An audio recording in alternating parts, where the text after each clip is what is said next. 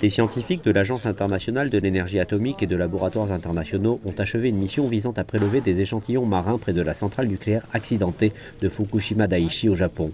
Les experts de l'AIEA, du Canada, de la Chine et de la République de Corée ont prélevé des échantillons de poissons, d'eau de mer, d'algues et de sédiments au large de la côte où le Japon a déversé des eaux usées contaminées par le nucléaire provenant de la centrale.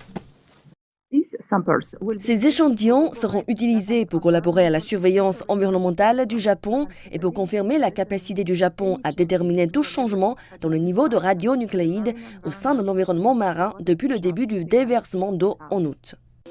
La mission coïncide avec la fin du second déversement d'eau lundi. L'équipe d'experts a également pris part au prélèvement d'échantillons de poissons sur les marchés de la préfecture de Fukushima. Nous avons pu voir aujourd'hui en notre présence des échantillons de poissons qui ont été préparés pour l'analyse et nous avons aussi vu la première étape de l'analyse. Donc il est important dans ce cas que les experts des laboratoires de l'AIEA, mais aussi des pays de la région comme la Corée, la Chine et d'autres pays soient présents. Et nous avons l'expert canadien avec nous. Nous sommes également en mesure d'assister, de témoigner des méthodes utilisées pour la préparation des échantillons. L'AIEA dispose d'une à deux personnes stationnées à l'intérieur de la centrale nucléaire de Fukushima en permanence pour surveiller de près la situation et d'autres experts sont appelés en fonction des besoins des inspections. Nous viendrons ici de nombreuses fois jusqu'à la dernière goutte, comme l'a mentionné Lydie.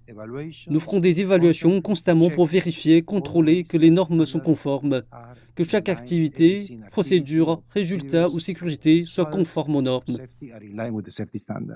Certains experts avancent que le déversement des eaux pourrait prendre jusqu'à 3 décennies. L'AIEA affirme qu'elle compilera et publiera un rapport complet sur cette mission d'ici la fin de l'année.